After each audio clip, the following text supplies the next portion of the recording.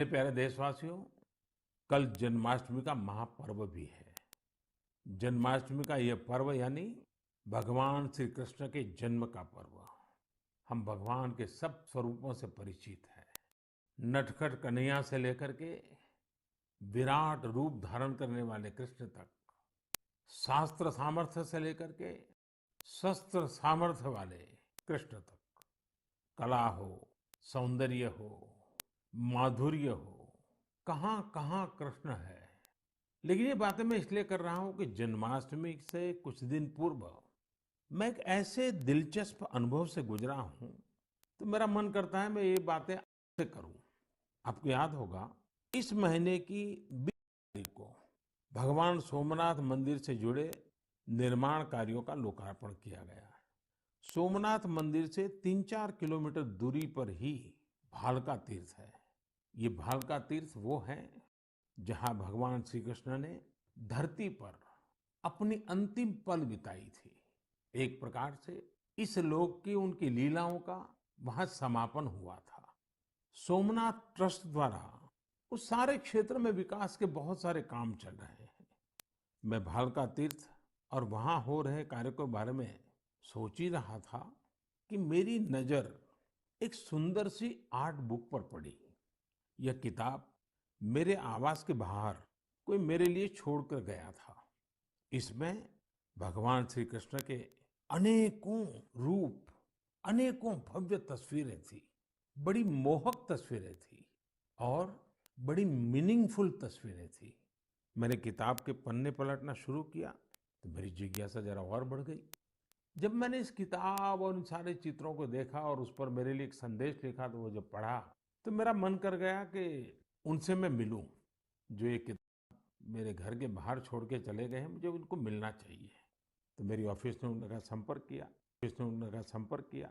दूसरे ही दिन उनको मिलने के लिए बुलाया और मेरी जिज्ञासा इतनी थी, आर्ट बुक को देख करके, श्री कृष्ण के अलग अलग रूपों को देख करके, इसी जिज्ञासा में मेरी मुलाकात हुई जदुरानी दासी जी से।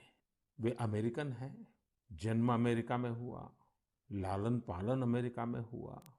जदुरानी दासी जी इस्कॉन से जुड़ी है, हरे कृष्ण मूवमेंट से जुड़ी हुई है और उनकी एक बहुत बड़ी विशेषता है, भक्ति आर्ट्स में वो निपुण है।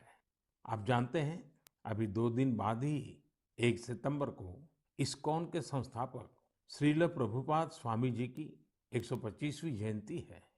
जदुरानी दासी जी इसी सिलसिले में भारत आई थी। मेरे सामने बड़ा सवाल ये था कि जिनका जन्म अमेरिका में हुआ, जो भारतीय भावों से इतना दूर रही, वो आखिर कैसे भगवान श्री कृष्ण के मोहक चित्र बना लेती है।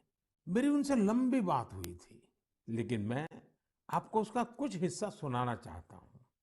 Jadurani ji, Hare Krishna. I have read a little about bhakti art, but tell our listeners more about it. Your passion and interest towards it is great.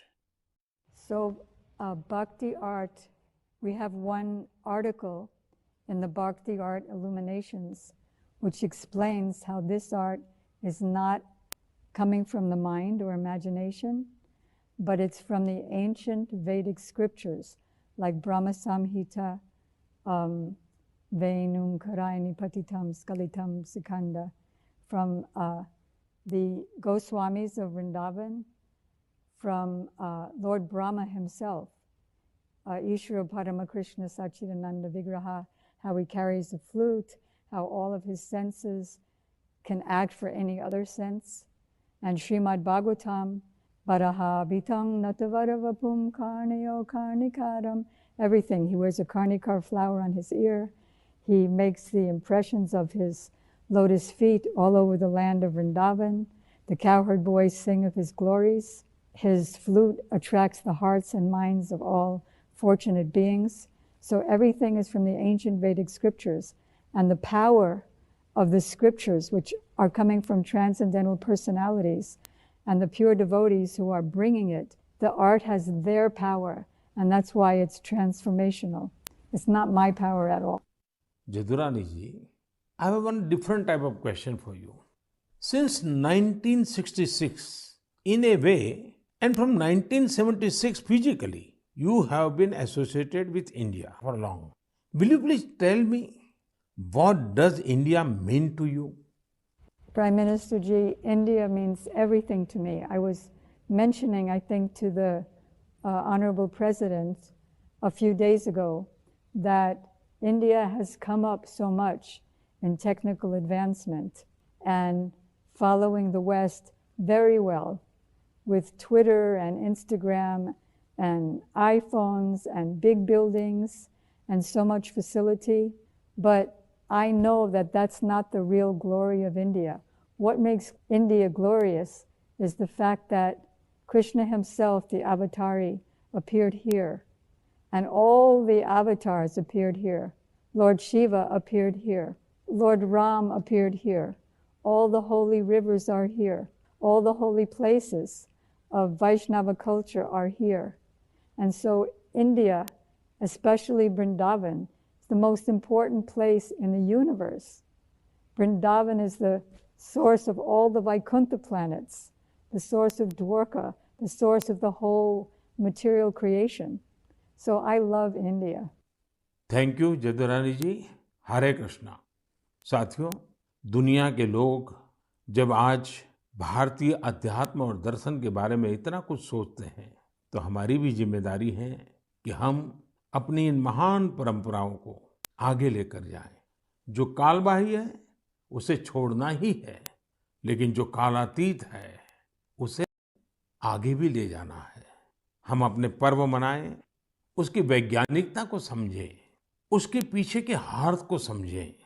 इतना ही नहीं, हर पर्व में कोई न कोई संदेश है, कोई न कोई संस्कार है।